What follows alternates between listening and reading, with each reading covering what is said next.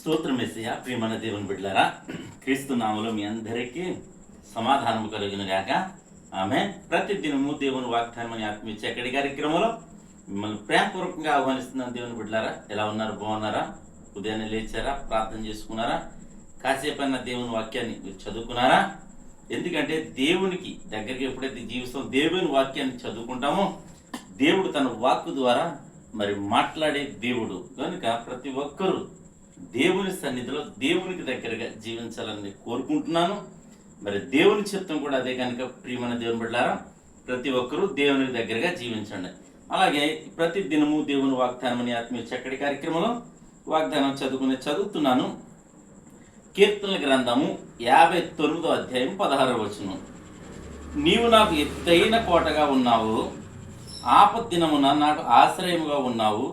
నీ బలమును గూర్చి నేను కీర్తించేదను, ఉదయమున నీ కృపను గూర్చి ఉత్సాహగానము చేయదను. మరి ఇక్కడ చక్కటి వాగ్దానం ద్వారా ప్రభు మరి మాట్లాడుతూ ఇస్తున్న వాగ్దానం. మరి భక్తుడు ఈ విధంగా ప్రార్థన చేస్తున్నాడు. ఏమనంటే, నీవు నాకు ఎత్తైన కోట. ఎప్పుడైనా అనుకున్నామండి మనం?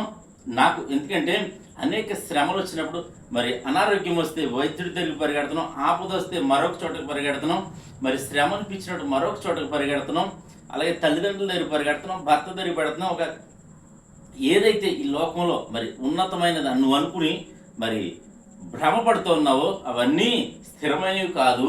ఇక్కడ భక్తుని చూసి మనం నేర్చుకోవాల్సింది ఏంటంటే, నీవు నాకు ఎత్తైన కోటగా ఉన్నావు. ఎవరు ఎత్తైన కోట అనంటే, సాక్షాత్తు నిన్ను నన్ను సృష్టించిన సృష్టికర్త అని కనుక ప్రియమైన దేవుని బిడ్డలారా, ప్రతి ఒక్కరూ మనకి ఏ ఇబ్బంది అయినా కలిగినా మనం మన గృహాల్లో కానివ్వండి, మన జీవితంలో కానివ్వండి, మనకు ఎత్తైన కోట ఏదైనా ఉందండి ఒకవేళ మనం స్థాపించుకోగలిగితే, నిర్ణయించుకోగలిగితే, ఒకవేళ ఆయనే మన ఉన్నతమైన కోటని మరి విశ్వసించగలిగితే, ఆయనే మరి దేవుడైన యేసును మనం ఉన్నతమైన కోటగా మరి స్థిరపరచుకోగలిగితే మన జీవితాల్లో, మరి అక్కడ ఏమవుతుందట, ఆపద్దినమున మనకు ఆశ్రయంగా ఉంటాడట. దేవునికి స్తోత్రం, హల్లెలూయా. ఈ లోకంలో నా అన్నవారే అందరూ మరి నీకు ఆశ్రయంగా ఉంటాం, తోడుగా ఉంటాం అంటారు, కానీ నిజంగా శ్రమ వచ్చినప్పుడు, ఆపద వచ్చినప్పుడు వారందరూ మరి తొలగిపోయిన వారిగా మరి ఉంటారు. స్నేహితులు కావచ్చు, ఎవరైనా కావచ్చు, అందరూ విడిచిపెట్టిపోయేవారుగా ఉంటారు. ఇక్కడ మరి నా ఎత్తైన కోట ఆయన దేవుడు మరి మనలను ఆశ్రయిస్తాడు, మనకు ఆశ్రయ స్థానంగా ఉంటాడు కనుక మనలను ఆదరిస్తాడు. ఇంకేమంటాడంటే, మనం ఏం చేయాలంటే ఆయనని బలాన్ని వెతికే వారిగా ఉండాలి కనుక ప్రియమైన దేవుని బిడ్డారా, ప్రతి ఒక్కరును ప్రతి ఉదయమున ఆయన గురించి ఉత్సాహగానం చేయగలుగుతున్నామా? ఆయన్ని స్తుతించగలుగుతున్నామా? ఆరాధించగలుగుతున్నామా? ఆయన ఘనపరచగలుగుతున్నామా? మన ఎత్తైన కోటను ఘనపరచాలి, మన ఎత్తైన కోటను ఆశ్రయించాలి. మనకి ఏ శ్రమ వచ్చినా, ఇబ్బంది వచ్చినా ఆయనే మనల్ని ఆదరిస్తాడని వాగ్దానం చేస్తున్నాడు కనుక ఈ వాగ్దానాన్ని బట్టి ప్రతి ఒక్కరూ ధైర్యం తెచ్చుకోండి, విశ్వాసంతో ప్రార్థన చేయండి, ముందుకి సాగండి. దేవుడి మాటలు దీవించునుగాక. ఆమేన్. స్తోత్రము తండ్రి, వందనాలు యేసయ్యా. ప్రతి దినము దేవుని వాగ్దానం అని ఆత్మీయ చక్కటి కార్యక్రమంలో మీరు ఇస్తున్న వాగ్దానమును బట్టి మీకు స్తోత్రాలయ స్తుతులు చెల్లించుకుంటాం. ఎంతమంది ప్రజలు యూట్యూబ్ ద్వారా, షేర్ చాట్ ద్వారా, నా తండ్రి ఫేస్బుక్ ద్వారా ఈ రోడ్డు మార్గం వెళ్తూ చదువుతున్నారు. వారందరి జీవితాల్లో నా తండ్రి ఈ వాగ్దానాన్ని నెరవేర్చమని ప్రార్థిస్తున్నాను.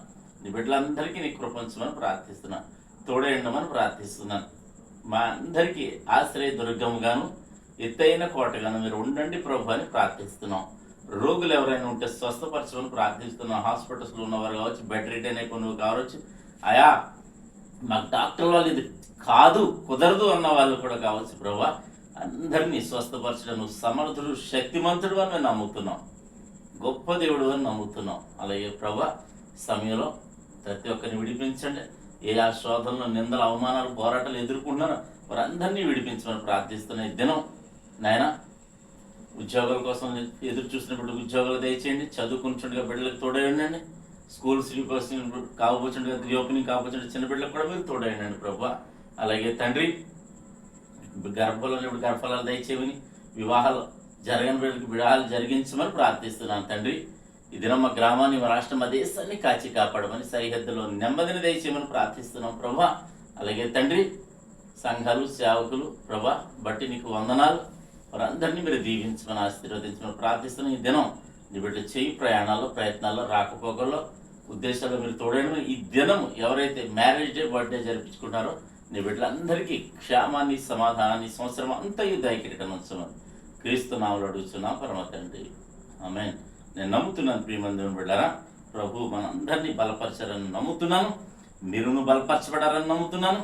మీరును అనేక మందిని బలపరచాలని కోరుకుంటున్నాను. ఈ వీడియోని లైక్ చేయడం ద్వారా, షేర్ చేయడం ద్వారా ఛానల్ సబ్స్క్రైబ్ చేసుకోండి. దేవుడి నిన్ను కుటుంబాన్ని దీవించునుగాక. ఆమేన్.